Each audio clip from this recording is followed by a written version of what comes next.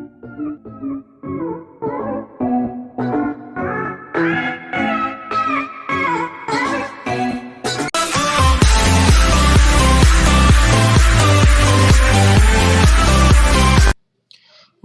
students, welcome to the third part of my video, India and World, SYGC,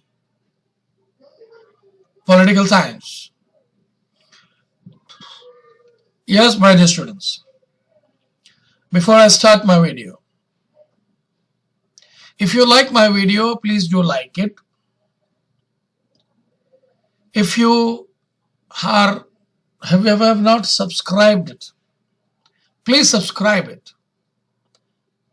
And if anybody who is not aware of this video, please do give awareness by sharing it with others. My dear students, in the previous two parts, first we saw how India maintained very good relation with other countries through their foreign policies. Then we saw individually how we maintained relation with Pakistan, China, Burma, Nepal, Bangladesh, and what was the result of that? That we have seen in the two parts which I have already explained to you. Now today, in this part, our focus will be on how India maintained relation with African countries, or the continent of Africa, especially Africa. Let us see. Africa in the Indian worldview of 50s and 60s focused on the support of anti-colonial and national liberalization struggle and the question of Indian diaspora. India supported the fight against apartheid, color racism, also provided financial and material aid to the liberation struggle in Africa through multilateral agencies. The Action for Resisting Invasion, Colonialism and Apartheid Fund, Africa Fund, created a non-aligned summit at Harare and also helped the African countries. Now, my dear students, there were several issues and opportunities in context of India's relation with Africa. I would rather say India was just like a caretaker. Now we will see what is that. In the changing world order of 1990s, demand for energy security have come to dominate the world today. Currently, about 24% of Indian crude oil are imported from the source from African continent. Indian oil companies are investing in the assets in the region of ONGC. Videsh have invested in Sudan and Egypt. ONGC Mittal Energy Limited has sought a tie in Nigeria. Reliance is negotiating with Nigeria, Angola, Chad, Cameroon and Congo. Second, Indian industries have started to take interest in Africa. Indian industries are likely to offer technological and material service to developing countries of Africa. Third, the third concern is that Indian diaspora in Africa, which is approximately 2 million people in the eastern southern Africa, which were also now considered as an asset by Indian government. There is a concern about peace and security of Indian Ocean area countries. From Somalia, South Africa, fall under Indian maritime strategic perspective. The increasing case of piracy in Somalian water and also problem of terrorism have made this region sensitive to Indian concerns. India continues to be one of the destinations for military training in the defense establishment, including NDA Pune, where the main building, Sudan Block, is a symbol of cooperation between Sudan and India. Indian Military Academy, Dehradun, and the Staff College at Wellington. Indian Ocean region.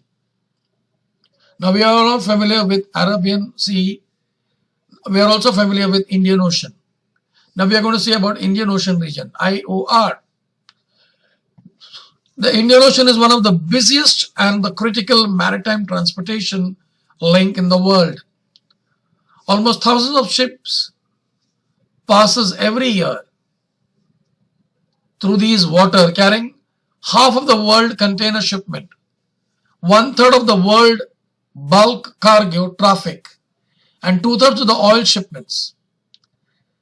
The economies of many of the lateral countries depend heavily on the port, the shipping, and the most importantly, the vast natural resources, and enrich these water with abundance of marine life.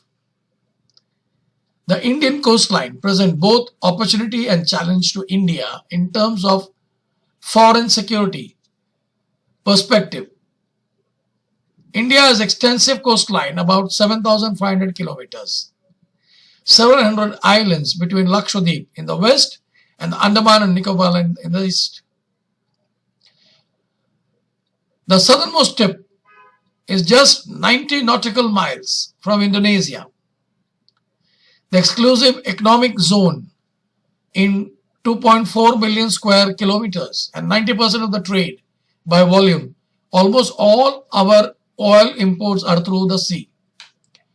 It is an opportunity for enormous ocean wealth that offers in terms of fishery, minerals, oils, etc. It is the challenge.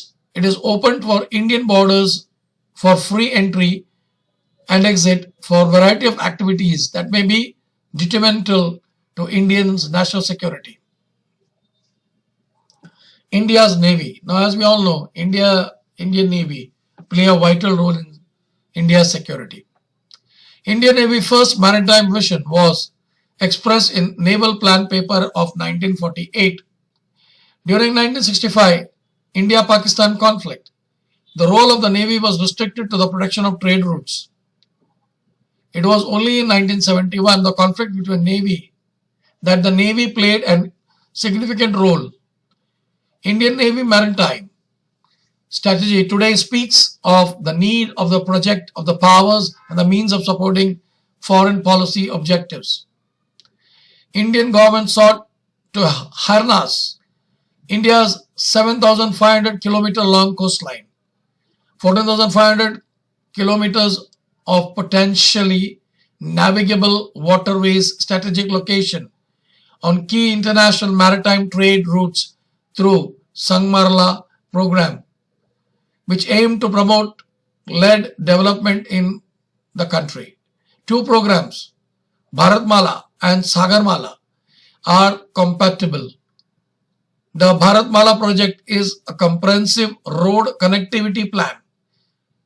Sagarmala is a complement. It complements with the port and the river transport. Indian foreign policy has evolved around three pillars during the Cold War era: non-alignment in the international relation, preservation of autonomy in domestic affairs, and solidarity among developing nations. The worldview changed after 1991. Indian economy opened under economic liberalization. India started to develop relation with different powers on the basis of realistic understanding of national interest. During the Cold War, India used to be considered as a poor developing country. In the post-1990s, India has emerged as a significant economic, technological power. It is now an active participant in world affairs. So, my dear students, thus I would like to end the lesson by saying that India, though it is a peace-loving nation, we believe in peace. We maintain very good relation with the neighbors through our foreign policy. Thus, I would like to end the lesson by saying that Vasudev Kudumbakam, which says that this whole one large world is a big family. Thank you, my dear students. If you like the video, please like it. If you have not subscribed it, subscribe it. And if others are not aware of this video, please do give this awareness to them by sharing in large numbers. Thank you, and I wish you good luck for your examination.